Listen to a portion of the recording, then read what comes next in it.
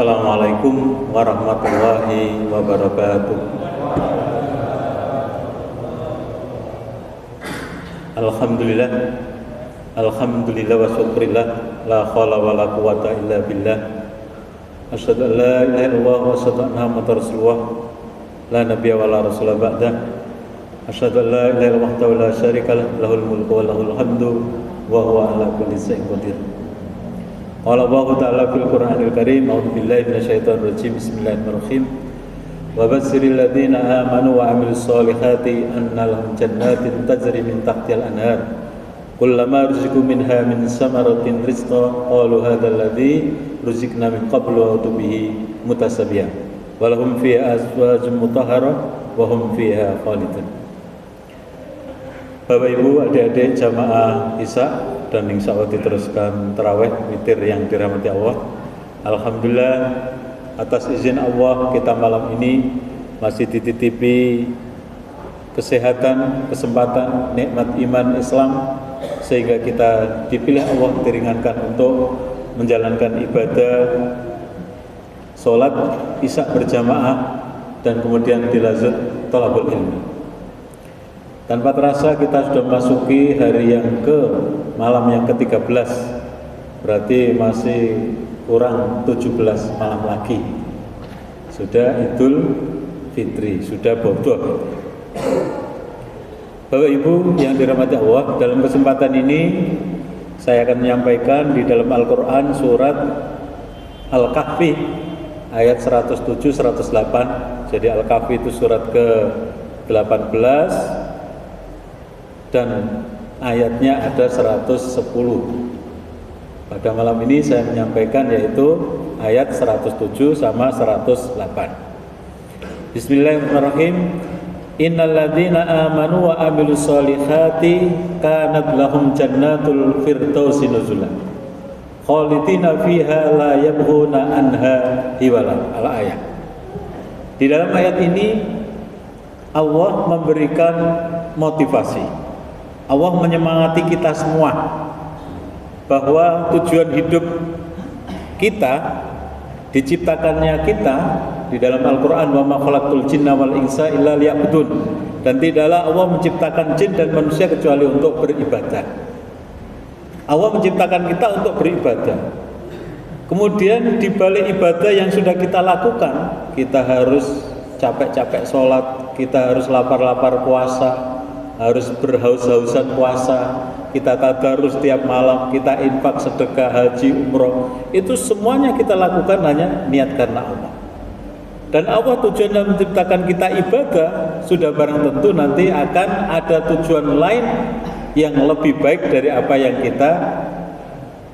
yang kita harapkan, yaitu di dalam Al-Quran surat Al-Baqarah ayat 25, kemudian surat Al-Kahfi ayat 107-108. Artinya sesungguhnya orang-orang yang beriman dan orang-orang yang melakukan amal soleh, amal kebaikan, bagi mereka itu nanti tempatnya adalah surga Firdaus. Mereka di dalamnya kekal, dan ketika ada di dalam surga, orang itu tidak kepingin pindah. Jadi orang kalau sudah masuk surga itu tidak akan kepingin pindah. Dihidupkan lagi, mau diberi pangkat jabatan, ya mungkin diberi pangkat gubernur, bupati atau presiden, itu pasti tidak mau.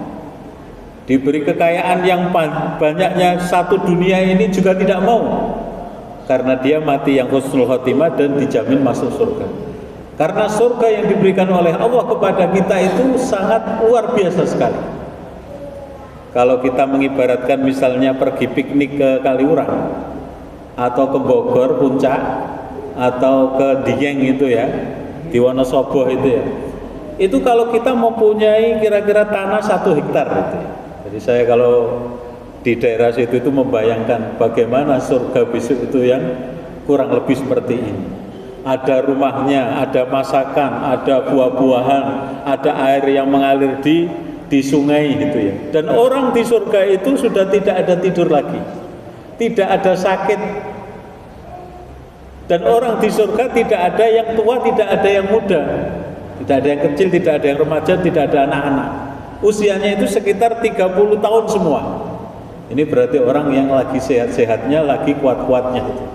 Sehingga kalau sudah dijanjikan seperti itu, Rasulullah saja itu setiap malam itu tidurnya sangat jarang, tidurnya sangat sedikit. Jadi tidur jam 9-10, begitu bangun jam 12, jam 1 itu dipakai sholat qiyamul lail, sholat tahajud, kemudian berdoa. Sehingga istrinya ketika bangun dan gerayangi, kalau bahasa Jawa itu, mendapati suaminya sedang sholat. Yang kedua, setengah jam, 1 jam berikutnya gerayangi lagi, suaminya sedang sholat.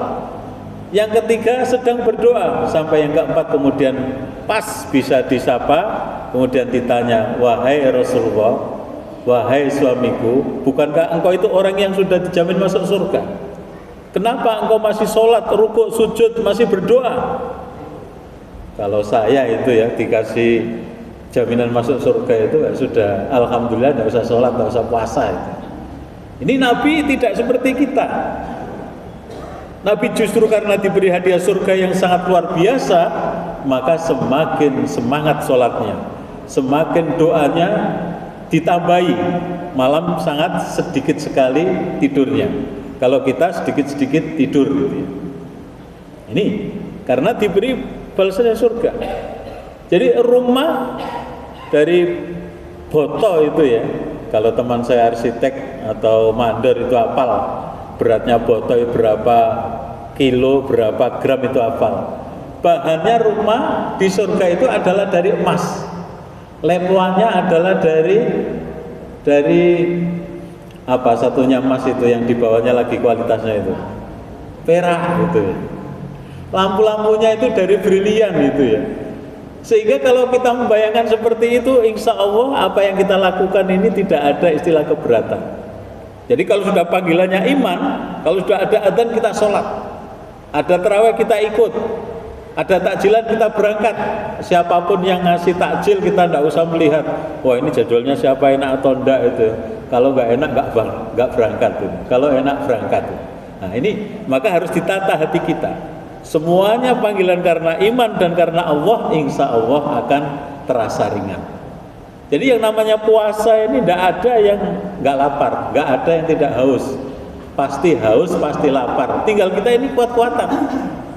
Setan yang ada di dalam diri kita, nafsu yang ada di dalam diri kita itu kira-kira kuat mana antara puasanya taat atau kita batal.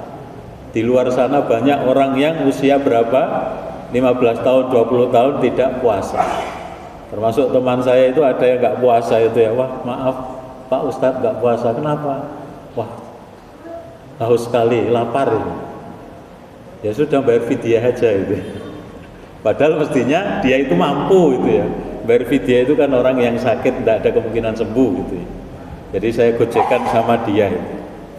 Jadi dia bisnisnya sukses tapi ibadahnya kurang sukses. Ada juga saya itu kalau sama teman saya yang bisnis sukses, kemudian itu rajin sholat ke masjid, saya senang sekali. Tapi kalau ada orang kaya itu ya, gajinya per bulan itu tidak hanya cuma 10, 20, 100 juta, tapi sudah miliatan. Gajinya miliatan ya masih kurang terus, masih korupsi gitu. Ada yang gaji 5 miliar, 4 miliar itu ya, yang di mana itu, di Pertamina itu ya. Ternyata yang dioplos itu tidak hanya minuman keras ya, tapi Pertalite, Pertamax juga bisa dioplos itu. Nah, ini karena orang merasa kurang dan kurang terus. Dan hari ini tadi kayaknya ada pidato ya dari Pak Presiden, pokoknya akan saya tidak keras, siapa yang korupsi pasti akan saya hukum mati gitu. Wah insya Allah nanti agak aman itu kalau dihukum mati. Kalau di mana?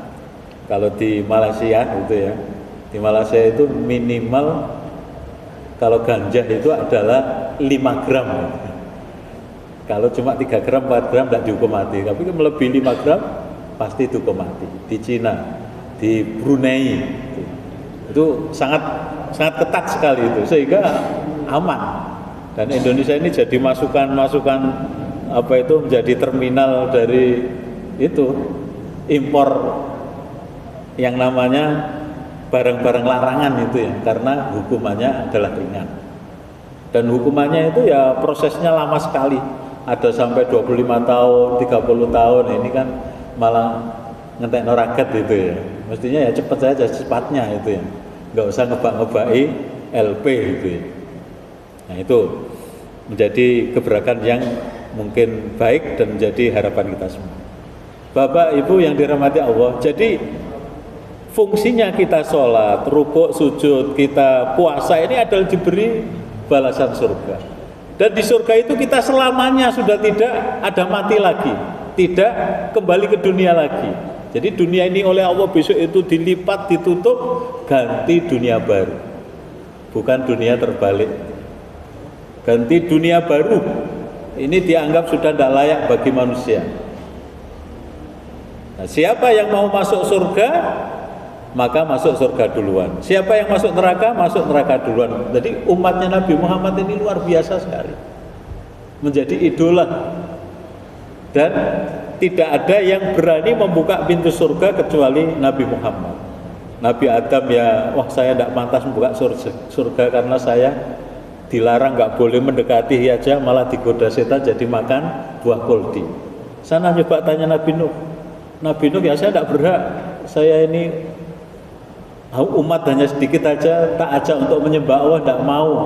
Akhirnya kemudian saya berdoa supaya diberikan bencana itu. Jadi saya tidak layak. Tanya aja kepada Nabi Ibrahim. Tanya Nabi Ibrahim, ternyata saya juga nggak layak. Saya itu pernah berdusta 2 kali dustanya. Satu yaitu dusta, dia itu memenggali kepala arca-arca yang disembah, kemudian dikalungkan kampaknya di arca yang besar gitu ya. Begitu ada orang, jadi bapaknya Nabi Ibrahim Azhar itu kan tukang membuat arca ya, membuat sesembahan itu ya. Wah ini mesti olahnya Nabi Ibrahim, tanya saja sana. Begitu ditanya, wahai Ibrahim, apakah ini tadi yang merusak kamu gitu. Enggak, tanya aja yang yang dikalungi kampak itu ya enggak mungkin. Dia itu batu kok ditanya itu ya. Nah, kenapa batu kok kamu sembah? Akhirnya marah, kemudian dihukum, dibakar gitu. Itu dusta yang satu. Dusta yang kedua, ada suatu kerajaan bahwa di dalam kerajaan itu siapa istri-istri yang cantik itu nanti akan dipek raja gitu. Nah, akhirnya Nabi Ibrahim itu mempunyai istri cantik ya, istrinya siapa? Siti Zahra sama sama Hajar itu ya. Ini cantik-cantik. Begitu mau masuk, wah ini mau alasan apa? Masuk yaitu alasan ini adalah saudara adik saya gitu, biar tidak dipek rajanya. Jadi dalam sejarah hidupnya Nabi Ibrahim dosa 2, nggak bisa membuka pintu surga. Tanya kepada Nabi Musa. Nabi Musa juga menjawab, saya ini bukan orang yang baik karena saya pernah membunuh orang gitu. Nempeleng orang mati karena dipisah, masih ngeyel, kemudian dikeplak mati gitu. Karena tangannya Nabi Musa itu ada suatu kekuatan, dimasukkan saku, dikeluarkan bisa mengeluarkan cahaya, itu untuk nempeleng mati gitu. Jadi saya pernah membunuh orang, saya tidak bersih. Yang terakhir tanya kepada Nabi Isa. Nabi Isa juga gak layak masuk membuka pintu surga karena dia menjadi nabi, menjadikan orang lain dosa, yaitu malah dijadikan Tuhan dan disembah itu. Akhirnya Nabi kita, Nabi Muhammad yang terakhir inilah, dan kita juga sebagai umat yang diharapkan. Kita ini umat yang dicintai. Jadi Rasulullah itu lebih cinta kita daripada sahabatnya. Kalau sahabat karena pernah ketemu, jadi cinta itu hal yang wajar. Tapi kalau kita tidak pernah kenal, kita tidak pernah ketemu Nabi, kok cinta? Kita mengucapkan sholawat, kita doa, itu sangat luar biasa sekali. Tidak kenal kok senang, tidak kenal kok cinta itu. Sama seperti kita ini, Allah itu tidak kelihatan, kita kok menyembah, kita rukuk sujud, kita kok percaya. Ada hari kiamat, ada malaikat, ada takdir baik dan buruk, ada surga neraka, kita kok mempercayai itu. Nah ini, maka kembali lagi bahwa insya Allah menciptakan kita untuk beribadah, dan kita sudah mentaati, tidak lain dan tidak bukan, hadiahnya nanti adalah surga yang pasti orang akan akan kerasan dan tidak akan kepengen pindah karena luar biasa sekali. Sehingga itulah yang memotivasi saya, memotivasi kita semua, bagaimana kita beribadah ini harus ada tujuan dan ada arah, tidak hanya ikut-ikutan.